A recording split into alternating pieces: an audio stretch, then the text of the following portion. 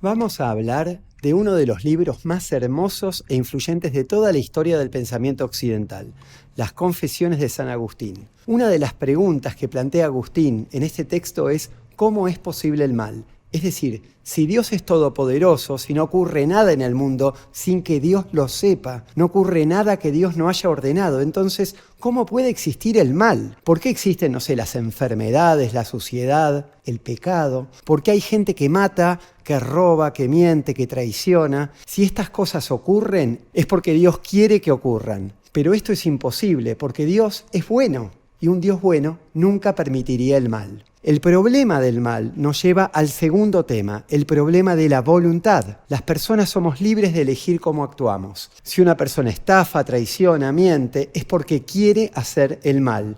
Elige hacer cosas malas voluntariamente. El problema del mal está relacionado con el problema de la voluntad. De esto habla San Agustín en sus Confesiones y lo vamos a explicar en este video. Vamos a hablar del bien y del mal y de la voluntad de obrar bien y de obrar mal, y vamos a referirnos también a un tercer tema relacionado con los anteriores, la conversión de Agustín.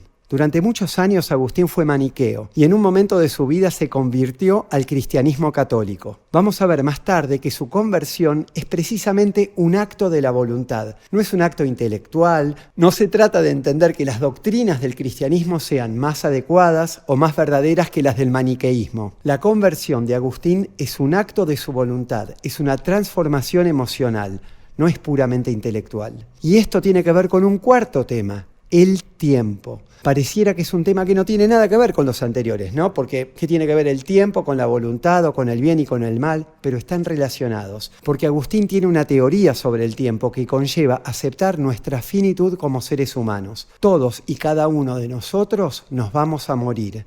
Somos seres temporales, efímeros. Más aún, la muerte no es un episodio que ocurre al final de nuestra vida. El futuro no existe. El pasado tampoco, solamente existe el presente, el instante que desaparece sin cesar. Y esto provoca mucha angustia, que mis actos desaparezcan, que nada tenga sentido en la vida, morir y que no quede nada de mí. Entonces, la respuesta ante esta angustia que es una emoción, la respuesta es la conversión religiosa de Agustín. Es entregarse a Dios, entregarse al ser eterno y así salvarse de la muerte. Estos entonces son los 4 puntos de este video. Primero, el problema del mal. Segundo, la voluntad. Tercero, la conversión como fenómeno emocional. Y cuarto, el tiempo. Comencemos. San Agustín, también conocido como Agustín de Hipona, nació en el año 354 de nuestra era, en Tagaste. Eso queda en el norte de África, y a mí me llama la atención que Agustín haya sido africano. Por ahí es un prejuicio, pero cuando pienso en las grandes figuras del pensamiento occidental, muchas veces imagino un europeo, un griego, un alemán, un inglés, pero la realidad es que en el norte de África, en aquella época, había un foco efervescente de actividad intelectual. Ciudades como Madaura, Cartago, Alejandría, Cirene eran centros donde florecía la filosofía y la cultura en general, y de ahí surgieron figuras como Agustín y muchas otras, como por ejemplo Apuleyo, ¿no? El autor del Asno de Oro, considerada la primera novela de la historia, así como otros grandes pensadores. Y aunque culturalmente Agustín era romano y hablaba latín, étnicamente era bereber, amazigh, es decir, era africano del norte. Sin embargo, cuando vemos imágenes o cuadros de él, generalmente lo pintan con tez clara, prácticamente rubio, como si fuera europeo. ¿Cómo era el mundo cuando Agustín escribió las Confesiones? Más o menos entre los años 397 y 400. En ese momento, Roma ya tiene más de 1000 años de historia, pero a la vez el Imperio Romano está en crisis. La autoridad imperial se va debilitando, hay invasiones de pueblos como los visigodos, los vándalos. Roma siempre fue pagana, pero en esa época el cristianismo está pasando de ser una religión perseguida a convertirse en la fe dominante. Todavía no están bien definidos los dogmas cristianos, y la doctrina cristiana va madurando de a poquito. Hay muchos debates teológicos, hay peleas entre corrientes como los maniqueos, los donatistas, los pelagianos. Cada uno tiene su propia versión sobre Dios, sobre el diablo, la fe, el pecado, y Agustín va a cumplir un rol muy importante en la victoria de la fe cristiana católica y en la hegemonía final de la Iglesia. Bueno, empecemos por el problema del bien y del mal. Nos cuenta Agustín en sus confesiones que antes de convertirse al cristianismo, él fue maniqueo durante muchos años. ¿Quiénes eran los maniqueos? El maniqueísmo era una corriente religiosa y filosófica muy extendida en esa época. En fácil, el maniqueísmo planteaba que existen dos principios opuestos, el bien y el mal, la luz y la oscuridad, Dios y el diablo. El universo es el campo de batalla entre estas dos fuerzas. Para los maniqueos, las cosas malas suceden porque existe este principio maligno, el mal. Hay una lucha, hay una batalla entre el bien y el mal, Dios y el diablo. Si alguien actúa de forma maligna, perversa, la responsabilidad es de las fuerzas malignas, de Satanás, no de Dios. Esta concepción maniquea todavía está en nuestro sentido común. La idea es que las personas malvadas están como controladas o incluso poseídas por el demonio.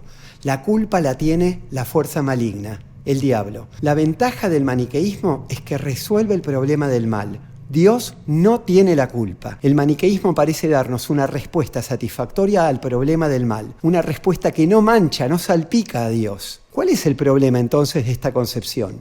Si aceptamos que hay dos fuerzas, el bien y el mal, eso significa que hay una fuerza que queda por afuera de Dios, que Dios no llega a todos lados, que Dios no es todo, no controla todo. Es decir, estamos limitando la omnipotencia divina. El Dios cristiano en la interpretación maniquea no sería la fuente absoluta del ser. Esta es la dialéctica. La afirmación maniquea de un principio maligno e independiente implica que Dios no es total, no es omnipotente. Agustín reflexiona sobre este tema durante muchos años y finalmente rompe con el maniqueísmo. Inspirado por el cristianismo naciente y también por el neoplatonismo, concluye que el mal no es una fuerza independiente.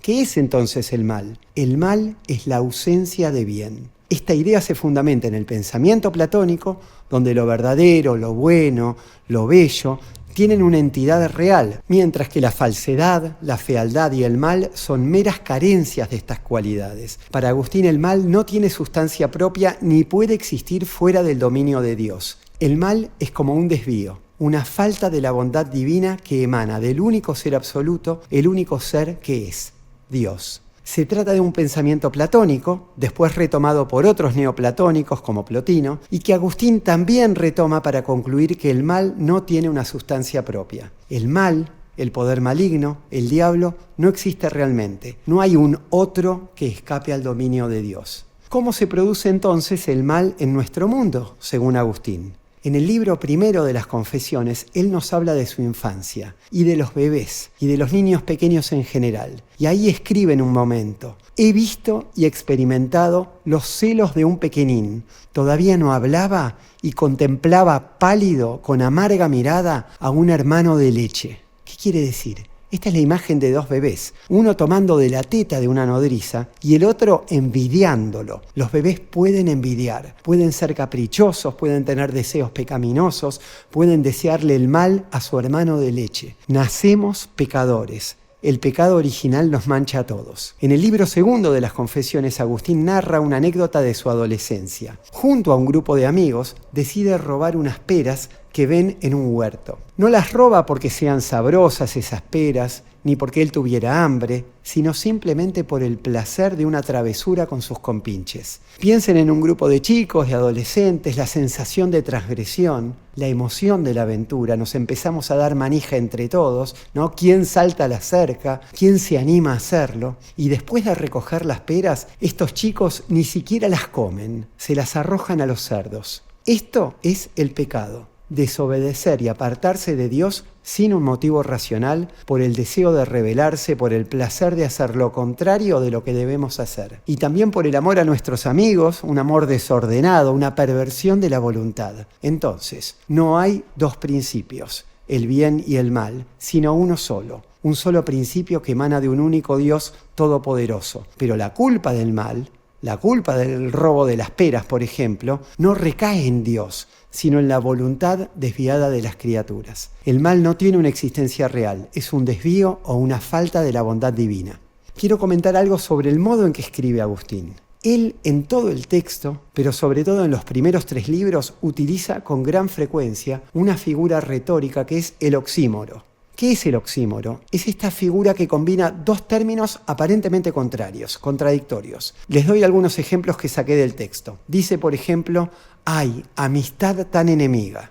Entonces tenemos el sustantivo, amistad, y el adjetivo, enemiga, que aparentemente es lo contrario, lo opuesto. En otro momento, hablándole a Dios, Él le dice, tu insaciable saciedad. De nuevo, tenemos un sustantivo, que es la saciedad, y un adjetivo que dice lo contrario del sustantivo, que dice que la saciedad de Dios es insaciable. Otro ejemplo, hablando de sus épocas de desenfreno y de lujuria, dice, era una desgraciada felicidad. Desgracia es el antónimo de felicidad. ¿Por qué una desgraciada felicidad es un oxímoron? Porque el adjetivo desgraciada dice lo contrario de lo que dice el sustantivo felicidad. La desgracia es lo contrario de la felicidad y parece ilógico reunir a estos dos términos que se contradicen. Hablando de sus amigos, Agustín dice que tenían una malévola benevolencia. El sustantivo es benevolencia y el adjetivo malévola. Dice lo contrario de lo que dice el sustantivo. Habla también de una desvergonzada vergüenza, etc.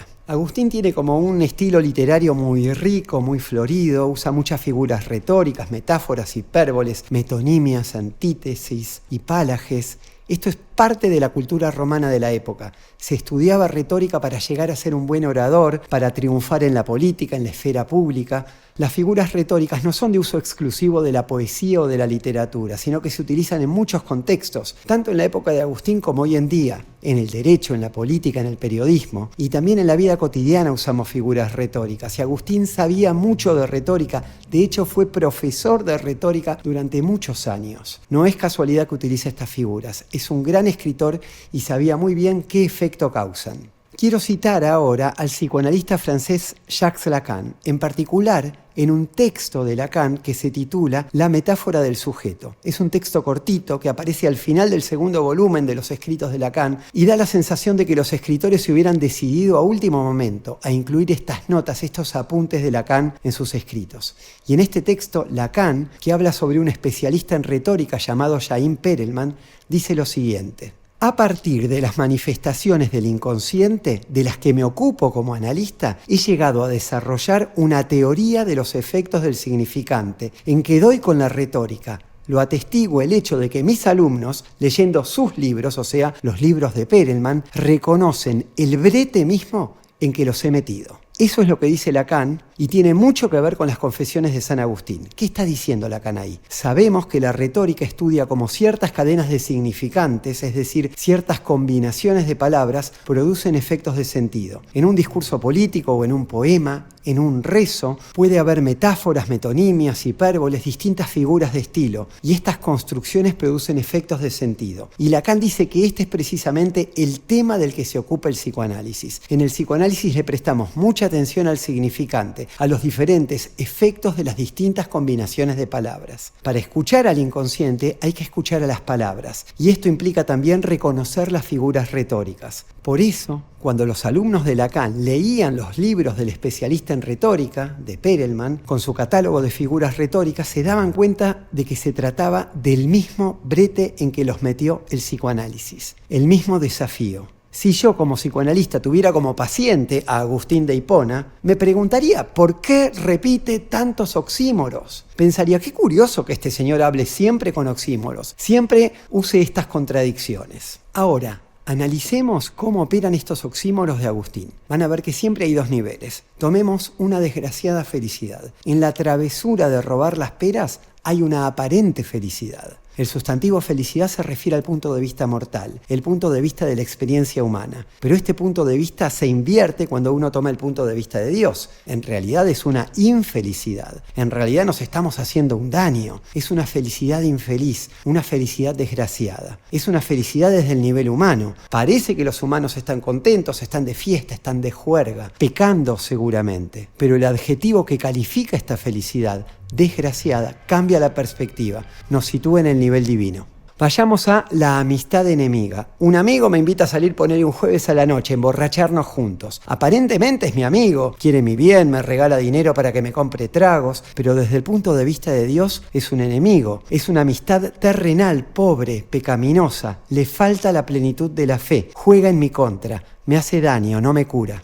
Otro, la desvergonzada vergüenza. El sustantivo es vergüenza y Agustín se pregunta, ¿cómo no voy a ser audaz como mis amigos que saltaron a la cerca para robarse las peras? Me daría vergüenza no estar a la altura de ellos, que son más atrevidos que yo, más audaces. Pero desde el punto de vista de Dios, es una desvergüenza. Cuando habla de Dios, usa la expresión insaciable saciedad. ¿Por qué? Porque está diciendo que Dios no necesita nada, Dios está saciado, pero a la vez es infinito, es insaciable. Cuando analizamos cada una de estas frases, cómo funcionan en el texto de Agustín, vemos que generan una tensión entre los dos niveles de interpretación, el nivel humano y el nivel divino, donde aparentemente hay una dicotomía, hay dos palabras contradictorias, pero en realidad es una unidad si uno lo ve desde el nivel lógico superior, desde el punto de vista de Dios. Fíjense cómo engancha esto con lo que decíamos hace un ratito de los maniqueos. La postura de Agustín es que el mal es ausencia de bien, es una carencia, un vicio. El mal no tiene una sustancia, no tiene ningún estatuto ontológico positivo. Entonces, lo que parece que existe desde el nivel 1, lo que parece que es sustantivo, amistad, saciedad, felicidad, benevolencia, en realidad, desde el nivel 2, el punto de vista divino no existe. Su verdad se revela como enemistad, insaciabilidad, desgracia, malevolencia. No hay dos puntos de vista, como querían los maniqueos. Hay uno solo.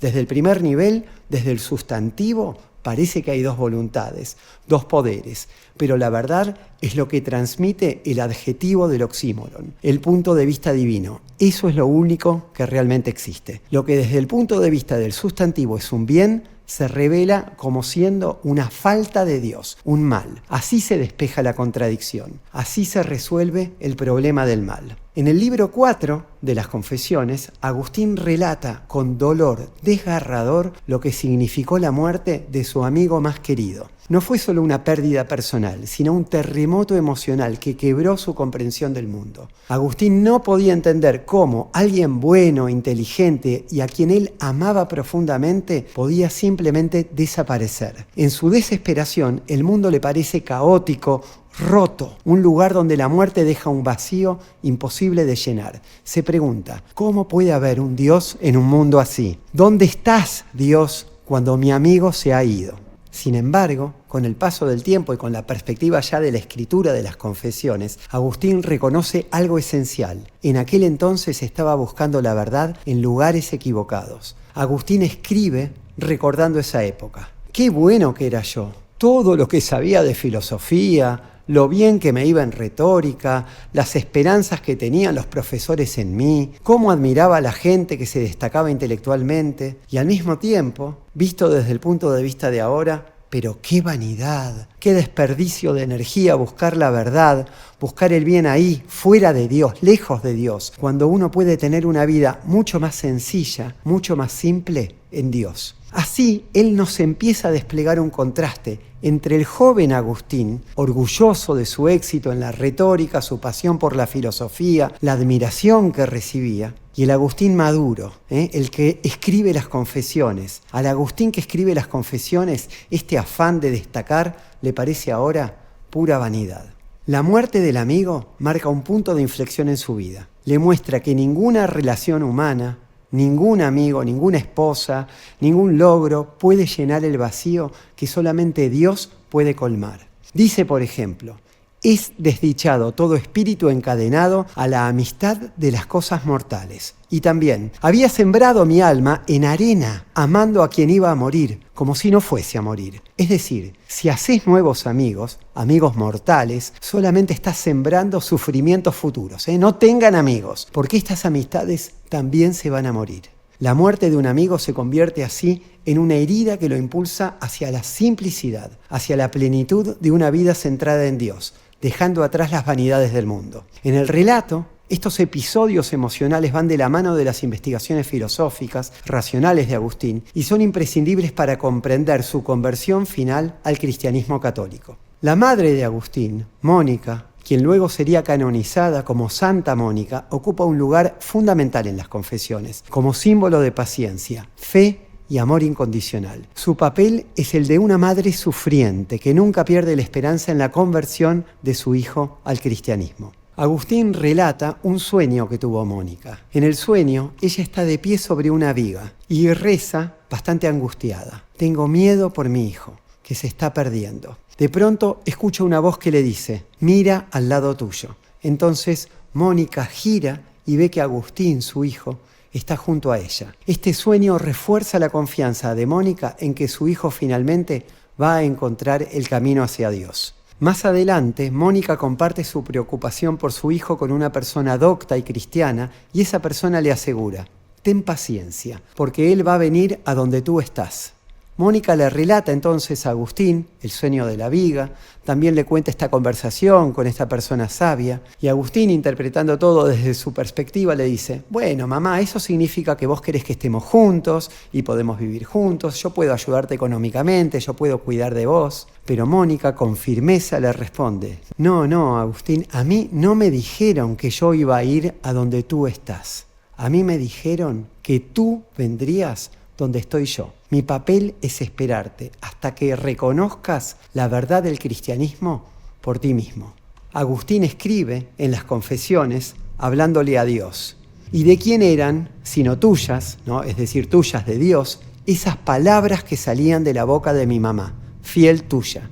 Esas palabras que recitaste a mis oídos. Y de ahí que nada bajó a mi corazón para que lo pusiese en práctica. El caso es que ella quería, y recuerdo como a solas me advertía, con gran preocupación, que no fornicase, y especialmente que no sedujese a una mujer casada. Y todo esto me parecían advertencias mujeriles que me causaban sonrojo acatar, pero en realidad eran tuyas, ¿no? Eran de Dios. Y yo no lo sabía. Fíjense que siempre están los dos niveles, ¿no? Desde el nivel del pecado, desde su vida mortal, a él le parece, qué estupidez lo que dice mi mamá, que no ande fornicando, que no ande seduciendo a una mujer casada, son pavadas mujeriles. Pero el segundo nivel es, esto es la verdad, porque mi madre no es la que está hablando acá, el que habla es Dios, que habla a través de mi mamá.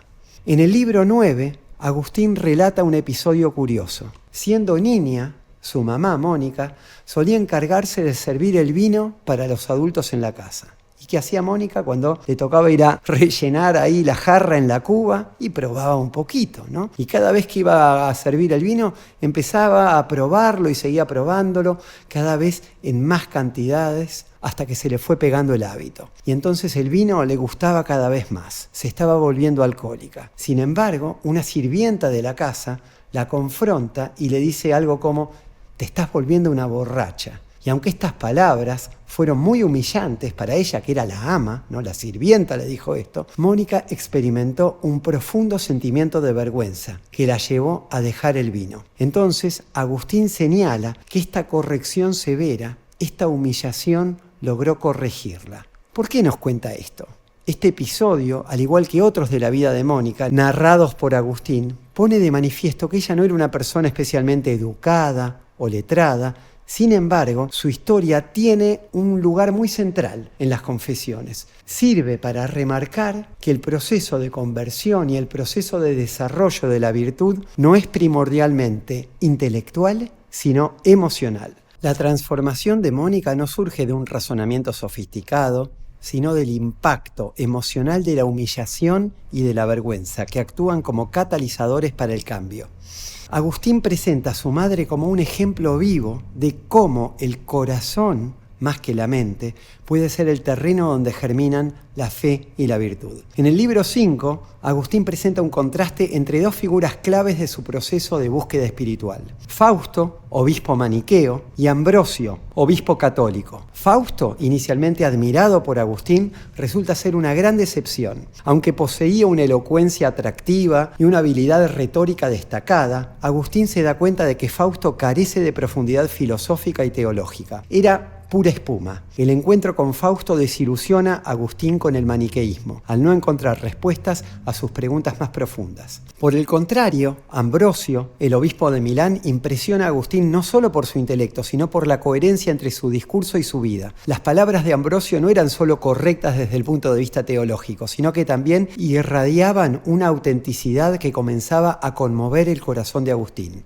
Fausto y Ambrosio representan de formas opuestas la importancia de que las palabras palabras no solo convenzan a la mente, sino de que también toquen el corazón. Una vez más, la conversión es emocional. El libro 8 es el libro más importante de la obra. Ahí Agustín nos cuenta en detalle cómo fue su conversión. En este punto, él ya ha abandonado el maniqueísmo y a través de sus encuentros con figuras como Fausto y Ambrosio ha reconocido que la verdad cristiana es coherente desde el punto de vista racional. Sin embargo, entender intelectualmente que el cristianismo es el camino no es suficiente. Sigue demasiado apegado a sus viejas costumbres, a su identidad anterior. Dice, por ejemplo, me dejaba atraer hacia ti, no, hacia Dios, me dejaba atraer hacia ti por tu hermosura y al punto era arrebatado de ti por mi propio peso. Y con gran lamento caía de bruces en esas cosas. Ya se imaginan cuáles serían esas cosas. Y el peso en cuestión era la costumbre carnal. Bueno, está hablando de sexo. Agustín sabe lo que debe hacer, pero no encuentra la fuerza emocional, la fuerza de voluntad para llevarlo a cabo. Esto es comparable a lo que Freud llamaría la compulsión a la repetición. Incluso cuando comprendemos racionalmente un problema, aun cuando entendemos por qué hacemos algo y lo que deberíamos hacer para cambiar, seguimos repitiendo los viejos patrones.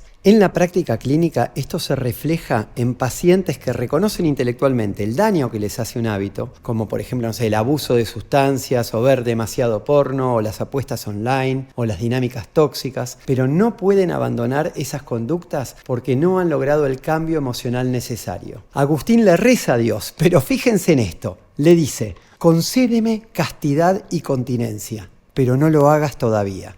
Hazme casto, Señor, reza, pero aún no. Temía que me hicieses pronto caso y me sanases pronto de la enfermedad de la concupiscencia. Es un poco gracioso si lo piensan, ¿no? Agustín goza demasiado del sexo, ama el sexo, le cuesta muchísimo renunciar a eso. Entonces le pide a Dios que lo ayude a dejar atrás el pecado, pero no todavía. Y sigue procrastinando su conversión como durante 100 páginas. La escena culminante de esta lucha interior ocurre en un jardín donde, después de una conversación con su amigo, Alipio, Agustín tiene un gran ataque de angustia. Nos dice, estalló una enorme tempestad acompañada de una gran borrasca de lágrimas. Ante esta explosión emocional, él siente la necesidad de estar solo. Se levanta, camina con el ataque de angustia y se recuesta bajo una higuera. Y entre lágrimas clama, ¿hasta cuándo, Señor? ¿Por qué no ahora? ¿Por qué no en este momento? Le cuesta mucho soltar, desprenderse de su antigua identidad. Necesita una purga emocional que le permita abandonar el apego al pecado y abrazar una nueva vida en Dios. Entonces, fíjense, no alcanza con la comprensión intelectual. Para cambiar necesitamos la catarsis y la reelaboración emocional. En este proceso, Agustín escucha la voz de una niña que pasaba por ahí y que canta. Toma y lee. Toma y lee. Interpretándolo como una señal divina, abre las Escrituras al azar y lee un pasaje de la carta a los Romanos que lo exhorta a dejar atrás las obras de la carne y a revestirse de Cristo. Este momento marca su conversión definitiva. Repito, la conversión no es un acto racional. Aunque él comprendió teóricamente los defectos del maniqueísmo y la solidez del cristianismo, el verdadero cambio ocurrió cuando experimentó una transformación emocional. Este proceso incluyó el duelo, la catarsis, la necesidad de cambiar la piel, de abandonar una identidad arraigada en sus viejas costumbres pecaminosas para abrazar una nueva identidad centrada en Dios. Como en las psicoterapias, el entendimiento intelectual debe complementarse con un cambio emocional profundo, porque sólo así es posible rechazar lo viejo y abrazar lo nuevo. Así nos dice, yo me tumbé, no sé cómo, bajo el árbol de la higuera y di rienda suelta a las lágrimas y prorrumpieron ríos de mis ojos. Este es el momento emocional culminante de la conversión de Agustín. La presencia de la higuera no es casual, conecta con otros árboles importantes en la narrativa de Agustín. Al principio, en el libro 2, está el robo de las peras de un peral vecino. Estos árboles resuenan simbólicamente con el árbol del conocimiento del bien y del mal, el Génesis. Así como el fruto prohibido representa el pecado original, las peras marcan el inicio de la conciencia del pecado en Agustín, y la higuera se convierte en el escenario de su transformación emocional definitiva. La higuera, ¿no? Un árbol medio feo, que no da flor, pero que puede también brindar los frutos más dulces. Se los digo yo, que mi apellido Feigenbaum. Cuando Agustín reflexiona sobre su conversión, examina dos maneras de entenderla. La primera es la visión maniquea, según la cual en el alma humana coexisten dos principios opuestos, en lucha constante, una voluntad buena y una voluntad mala. En esta perspectiva dualista, los virtuosos son guiados por la voluntad buena, mientras que en los pecadores domina la mala. Esta explicación dualista no es compatible con el cristianismo, ni con el neoplatonismo de Agustín. Desde la perspectiva neoplatónica y cristiana, el bien es lo único que tiene existencia ontológica plena. El mal no es una fuerza independiente, sino la ausencia de bien, un alejamiento de Dios. En el alma humana no hay dos voluntades separadas, una buena y una mala, sino una sola voluntad. Y esta única voluntad puede extraviarse del camino divino o regresar a él. Esta es la clave para entender la vida misma de Agustín, que él nos cuenta con tanto detalle en las confesiones. Sus desviaciones del bien no son producto de una posesión demoníaca ni de una batalla entre fuerzas separadas, sino que son momentos de error, de ausencia de bien. En palabras de Agustín, no es por tanto una monstruosidad querer en parte y no querer en parte, sino que es un desarreglo del espíritu, ya que entrelastrado por la costumbre y alzado por la verdad, no acababa de levantarme del todo.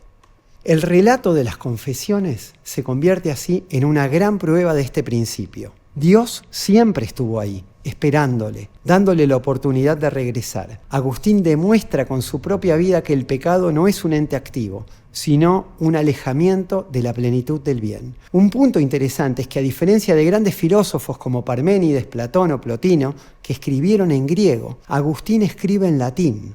En sus confesiones nos dice incluso que no le gusta el griego. Dice, nos hacían leer los dos en la escuela, pero el latín era mi lengua materna, me gustaba más. Y el griego siempre me costó. Este detalle cultural es importante para entender que Agustín aporta a la tradición occidental un concepto nuevo, que no estaba en la filosofía griega. Y este es precisamente el concepto de voluntad, voluntas en latín, un término que viene de la cultura y del mundo del derecho romano, y que los griegos desconocían. Los griegos, como Aristóteles, incluso los estoicos, desarrollaron nociones de agencia, de elección, de intención, el concepto de proairesis, por ejemplo, así como de responsabilidad individual. Pero Agustín introduce algo nuevo, la idea de una voluntad que vacila. En sus propias palabras, da una orden el espíritu al cuerpo y le obedece al momento. Ordena que haya voluntad y es ella misma, la voluntad, quien lo ordena, y la voluntad no lo hace en plenitud. Si lo hiciera no tendría que ordenarlo, porque ya existiría.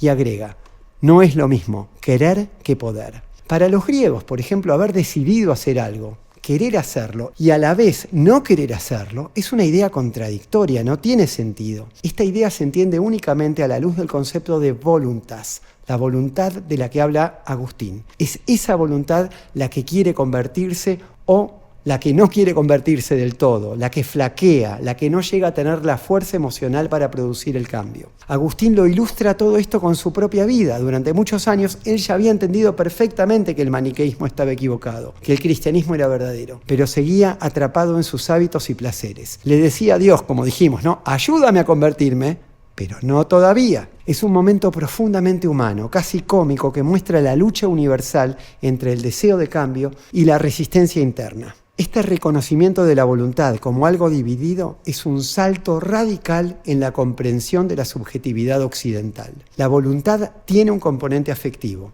Si no lo deseas plenamente, no puedes lograrlo. Otro ejemplo de la importancia del plano emocional es el episodio del dolor de muelas de Agustín, que ocurre en el libro 9 de las Confesiones, durante su retiro en la finca de Casiasiaco, cerca de Milán, donde se había recluido con un grupo de amigos tras su conversión. Agustín describe cómo un fuerte dolor de muelas lo atormentaba. En su angustia decide pedirle a sus amigos que recen por él. Escribe: subió a mi corazón la idea de aconsejar a todos los míos que se hallaban conmigo que te suplicasen en mi nombre, Dios de toda salud. Y escribí esto en una tablilla de cera y lo entregué para que fuese leído. Tan pronto como hubimos clavado las rodillas con disposición suplicante, el dolor desapareció.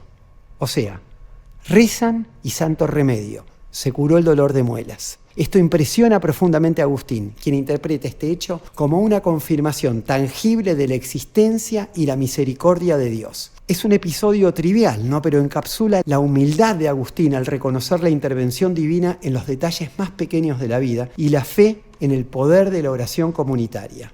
Bueno, vamos al último tema, el tema del tiempo. San Agustín desarrolla su reflexión sobre el tiempo en el libro 11 de las Confesiones. En un pasaje icónico plantea: ¿qué es, pues, el tiempo? Si nadie me lo pregunta, lo sé. Mas si quisiera explicarlo a quien me lo pregunta, no lo sé.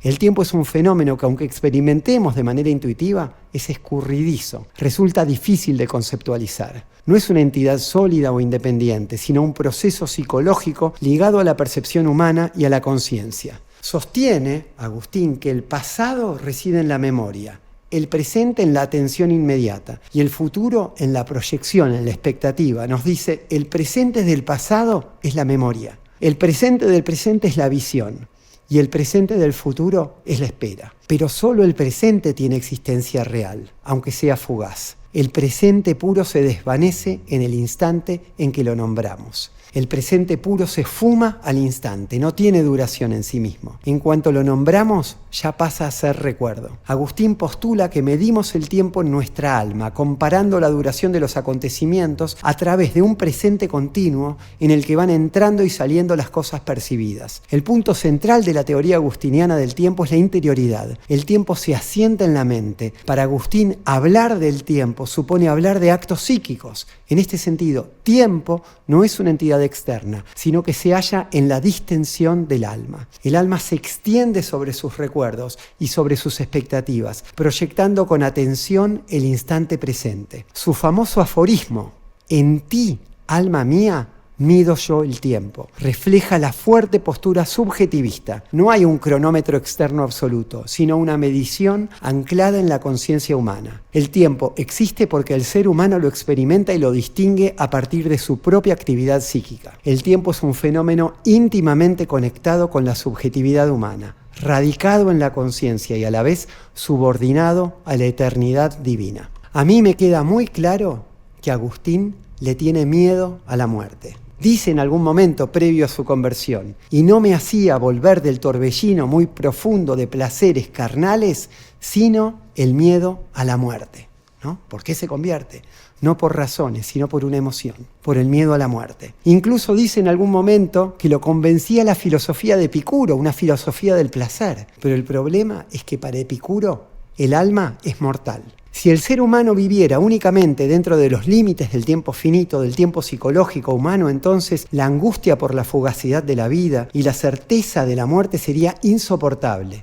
Pero por suerte para Agustín, él cree en Dios. Para Agustín, la solución a esta angustia radica en el salto al nivel trascendente, a la eternidad divina, donde el tiempo humano desaparece y es reemplazado por un eterno presente.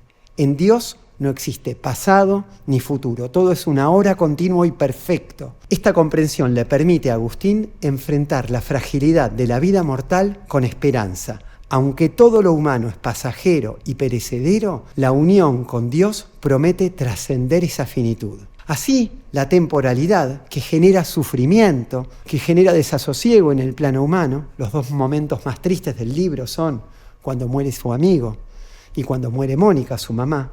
Pero este desasosiego encuentra su redención en la participación en la eternidad divina, donde la muerte queda derrotada por la vida eterna.